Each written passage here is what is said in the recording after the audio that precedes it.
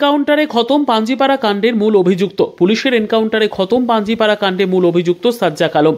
পুলিশের দাবি, গোয়ালপুকুর থানার শাহাপুর 2 নম্বর গ্রাম পঞ্চায়েতের শ্রীপুরে সীমান্ত পার করে সে বাংলাদেশে পালানোর চেষ্টা করছিল সাজ্জাক। তখন পুলিশ 3 রাউন্ড গুলি চালায়।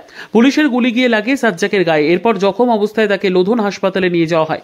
সেখানে কর্তব্যরত চিকিৎসকরা তাকে মৃত বলে ঘোষণা করেন। সম্প্রতি রাজ্য পুলিশের মহানির্দেশক রাজীব কুমার বলেছিলেন, দুষ্কৃতীরা যদি পুলিশকে লক্ষ্য করে একটি গুলি চালায় তাহলে পুলিশ 4টি গুলি চালাবে। এরপর উত্তর দিনাজপুরের পাঞ্জিপাড়ার ঘটনাস্থল পরিদর্শনে যান রাজীব কুমার। কথা হয় উচ্চপদস্থ পুলিশ কর্তাদের সঙ্গে। 2 জন পুলিশকর্মী গুলিবিদ্ধ হওয়ার ঘটনাকে রীতিমতো চ্যালেঞ্জ হিসেবে নেয় রাজ্য পুলিশ।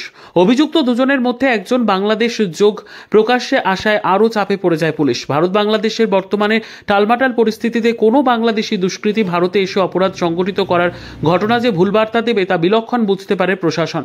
সেই মতো পরিকল্পনা করা হয়। সম্প্রতি পাঞ্জিপাড়া থানার অধীন ইকোরচলা কালীবাড়ি এলাকায় পুলিশকে লক্ষ্য করে গুলি চালানোর অভিযোগ ওঠে। ইসলামপুরে এই কোর্ট থেকে পুলিশের গাড়িতে করে খুনের মামলায় বিচারাধীন বন্দী সাজ্জাক আলমকে রায়গঞ্জে যাওয়ার সময় শুট আউট হয়। তাতে গুলিবিদ্ধ হন 2 পুলিশকর্মী। পুলিশ সূত্রে জানা যায়, রায়গঞ্জ থানার পুলিশ কয়েকজন আসামিকে নিয়ে ইসলামপুর আদালত থেকে রায়গঞ্জের উদ্দেশ্যে যাচ্ছিল। সেই সময় করণদিঘির খুনের মামলায় বিচারাধীন বন্দী সাজ্জাক আলম শৌচাগারে যেতে চেয়ে গাড়ি থামানোর অনুরোধ করে পুলিশকে।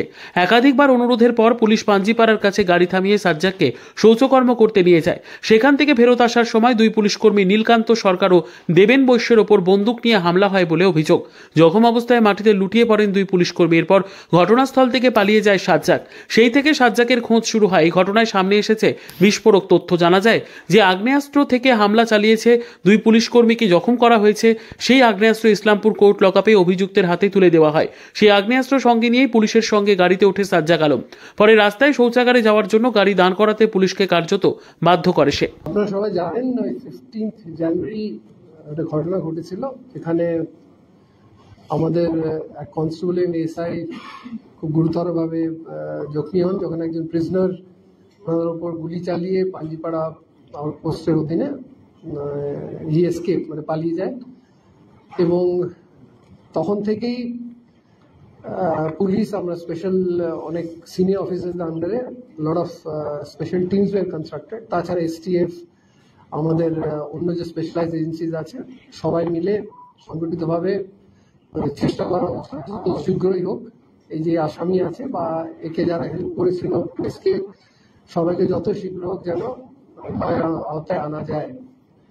এবং সেই প্রকারে ব্যাপার নেবারিং ডিস্ট্রিক্টস, নেবারিং স্টেটস এবং ইভেন আমাদের যেটা ইন্টারন্যাশনাল বর্ডার উপর নজর রাখা, সব ব্যাপারটাই সেই দিন থেকেই 15 থেকে পুরো বেদস্তুর চলে যাচ্ছে on a continuous basis. All senior officers on the road.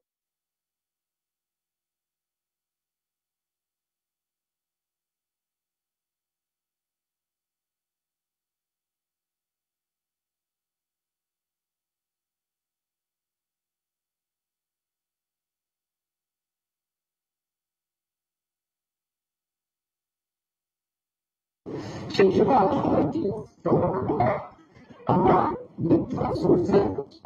আমরা চারিদিকটা ঘিরে রাখা হয়। এবং সেই প্রকারে আপনারা জানেন এখন নর্থ বেঙ্গল প্রচন্ড বর্ষা আছে,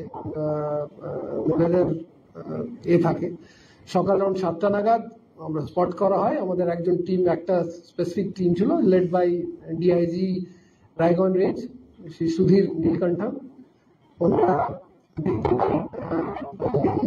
সাজ্জাক আমাদের আলম যে আছে, যে অ্যাকিউজ, যে 2 গুলি চালিয়ে যে ফেরার হয়েছিল, তাকে দেখা হয়। He was challenge, he was asked to stop, বলা হয়েছিল এ করার জন্য, কিন্তু সেটা না করে he open fire and try to flee. এবং সেই জন্য তখন পুলিশ রিটালিয়েটরি ফায়ার করে এবং